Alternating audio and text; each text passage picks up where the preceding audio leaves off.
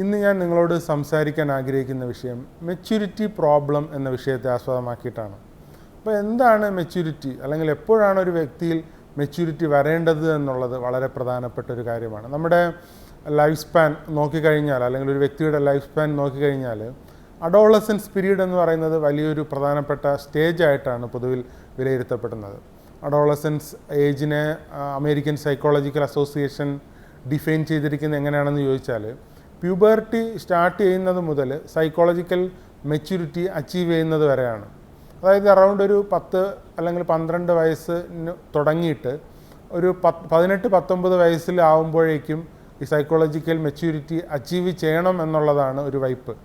പക്ഷേ യഥാർത്ഥത്തിൽ നമ്മുടെ സൊസൈറ്റിയിൽ നമുക്ക് ചുറ്റും ആൾക്കാരെ നോക്കിക്കഴിഞ്ഞാൽ പലർക്കും 18-19 വയസ്സ് മാത്രമല്ല, 30, 35, 40, 45, 50 വയസ്സ് കഴിഞ്ഞാൽ പോലും വേണ്ടുന്ന മെച്യൂരിറ്റി ഇല്ല എന്നുള്ളത് വളരെ വസ്തുതാപരമായിട്ടുള്ളൊരു കാര്യമാണ്. അപ്പോൾ മെച്യൂരിറ്റി എന്ന് പറയുന്നത് 2 ആസ്പെക്ട്സിലാണ് കാണുന്നത്. ഒന്ന്, നമ്മുടെ ഒരു ഇൻകം ഇൻഡിപെൻഡൻ്റായിട്ട് ഏൺ ചെയ്യുക എന്നുള്ളത് ഒരു പ്രധാനപ്പെട്ട കാര്യം.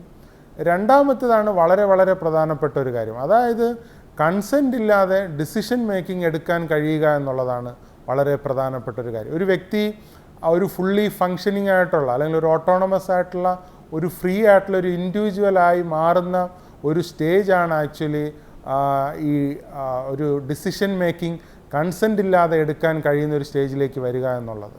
അപ്പോൾ അതിനകത്ത് ഒരുപാട് അഡ്വാൻറ്റേജസും ഉണ്ട്, അതുപോലെ തന്നെ കോൺസിക്വൻസസും ഉണ്ട്.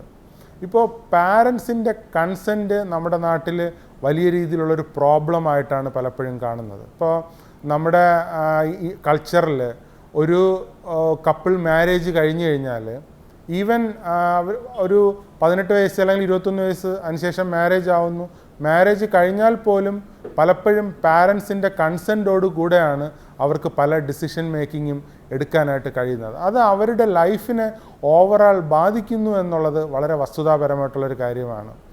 അവരുടെ ഒരു ഇൻഡിപെൻഡൻ്റ് ആയിട്ടൊരു ഡിസിഷൻ മേക്കിംഗ് എടുക്കുന്നതിനും, അല്ലെങ്കിൽ അവരുടേതായിട്ടുള്ള രീതിയിൽ ലൈഫ് മുന്നോട്ടേക്ക് കൊണ്ടുപോകുന്നതിനും, അല്ലെങ്കിൽ അവർക്ക് അവരുടേതായിട്ടുള്ള മെച്യൂരിറ്റി അച്ചീവ് ചെയ്യുന്നതിനും ഈ കൺസെൻറ്റ് എപ്പോഴും ഒരു വലിയ പ്രോബ്ലമായിട്ടാണ് കാണുന്നത്. അപ്പോൾ ഈവൻ പ്രായപൂർത്തിയായതിനു ശേഷമാണ് നമ്മുടെ നാട്ടിൽ വിവാഹങ്ങളൊക്കെ നടക്കുന്നത്.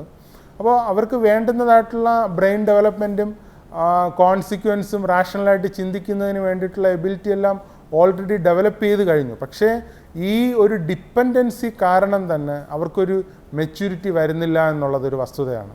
അപ്പോൾ മെച്യൂരിറ്റി വരുന്നതിന് പാരൻസിൻ്റെ പോയിൻ്റ് ഓഫ് വ്യൂവിൽ നോക്കുകയാണെങ്കിൽ ആക്ച്വലി അവർക്ക് അവരുടെ മക്കൾ കുറേ കൂടെ നന്നായിട്ടിരിക്കണമെന്നാണ് അവർ പലപ്പോഴും ആഗ്രഹിക്കുക. പക്ഷേ അങ്ങനെ ആഗ്രഹിക്കുന്നതുകൊണ്ട് തെറ്റൊന്നുമില്ല. പക്ഷേ അവർക്ക് അവരുടേതായിട്ടുള്ള രീതിയിൽ ലൈഫ് എക്സ്പീരിയൻസ് ചെയ്യാൻ വേണ്ടിയിട്ട് കഴിയുന്നില്ലെങ്കിൽ അവർ ഈ ലോകത്ത് ഇൻഡിപെൻഡൻ്റായിട്ട് ജീവിക്കാനുള്ളൊരു ഫിറ്റ്നസ് അവർക്ക് കിട്ടില്ല എന്നുള്ളതാണ് ഒരു വസ്തുതാപരമായിട്ടുള്ള കാര്യം. അപ്പോൾ എപ്പോഴും നമ്മൾ മനസ്സിലാക്കേണ്ടത്, പാരൻസ് മക്കൾക്ക് വേണ്ടുന്ന ഫ്രീഡം അതിൻ്റേതായിട്ടുള്ള സ്റ്റേജുകളിൽ കൊടുക്കുക എന്നുള്ളതാണ് വളരെ പ്രധാനപ്പെട്ട കാര്യം. എന്നാലേ അവർ ഈ ലോകത്ത് കുറേ കൂടെ ഇൻഡിപെൻഡൻ്റായിട്ട് ജീവിക്കാനുള്ളൊരു ഫിറ്റ്നസ് വരികയുള്ളൂ എന്നുള്ളതാണ് വസ്തുത.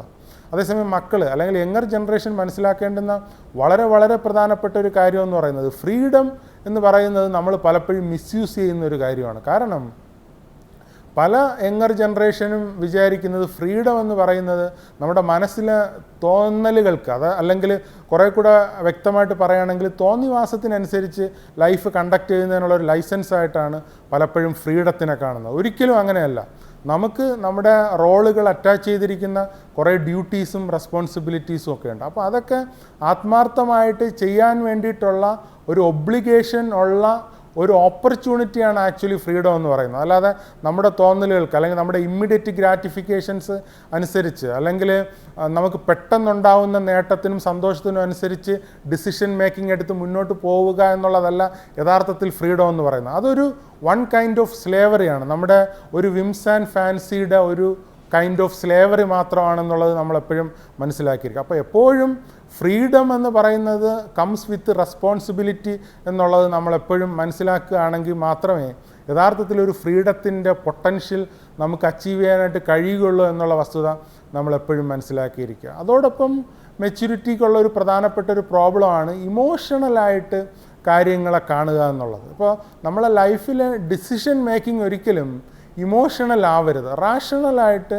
കോൺസിക്വൻസ് ബേസ് ചെയ്ത് മൊറാലിറ്റി ബേസ് ചെയ്ത് എത്തിക്കലായിട്ടുള്ള ഡിസിഷൻ മേക്കിംഗ് എടുക്കാൻ വേണ്ടിയിട്ട് ശ്രമിക്കുക. അല്ലാതെ ഈ ഡിസിഷൻ മേക്കിങ്ങിനകത്തേക്ക് ഇമോഷൻസ് കൊണ്ടുവന്നു കഴിഞ്ഞാൽ നിങ്ങൾക്ക് പ്രോപ്പറായിട്ടുള്ളൊരു ഡിസിഷൻ എടുക്കുന്നതിനോ അല്ലെങ്കിൽ മെച്യൂറായിട്ട് മുന്നോട്ട് പോകുന്നതിനോ കഴിയുകയില്ല എന്നുള്ളത് ഒരു വസ്തുതയായിട്ട് എപ്പോഴും മനസ്സിലാക്കിയിരിക്കേണ്ടത് വളരെ അത്യന്താപേക്ഷിതമായിട്ടുള്ള കാര്യമായിട്ട് എനിക്ക് നിങ്ങളോട് പറയാനുണ്ട്. അതേപോലെ തന്നെ ഇപ്പോൾ ഒരു കുട്ടി വളർന്നു വരുമ്പോൾ അഫ്ലുവൻ്റ് ആയിട്ടുള്ള പാരൻസ് എപ്പോഴും അവർക്ക് വേണ്ടുന്ന എല്ലാ കാര്യങ്ങളും ആവശ്യത്തിനും അനാവശ്യത്തിനും ആവശ്യത്തിലധികവും മീറ്റ് ചെയ്യുന്നതായിട്ടുള്ളൊരു പ്രവണത വരുന്നുണ്ട്. അതും ഈ കുട്ടി വളർന്നു വരുമ്പോൾ ഒരു മെച്യൂരിറ്റി പ്രോബ്ലമായിട്ട് മാറുന്നതായിട്ട് പലപ്പോഴും ശ്രദ്ധയിൽപ്പെട്ടിട്ടുണ്ട്. അപ്പോൾ നമ്മൾ മനസ്സിലാക്കേണ്ടുന്ന വളരെ പ്രധാനപ്പെട്ടൊരു കാര്യം എന്താണെന്ന് വെച്ചാൽ, കുട്ടികളെ സംബന്ധിച്ചിടത്തോളം അവരുടെ നീഡ്സുമുണ്ട്, വാൺസുമുണ്ട്. ഇപ്പം അവരുടെ നീഡ്സ്, ബേസിക് നീഡ്സ്, അവരുടെ ഫുഡ്, ഡ്രസ്സ്, അങ്ങനെയുള്ള കാര്യങ്ങളൊക്കെ നമ്മൾ 100% മീറ്റ് ചെയ്യുക. അതേസമയം അവരുടെ വാൺസ് കാറ്റഗറിയിൽ വരുന്നത് നമ്മൾ 25% മാത്രമേ മീറ്റ് ചെയ്യാവൂ.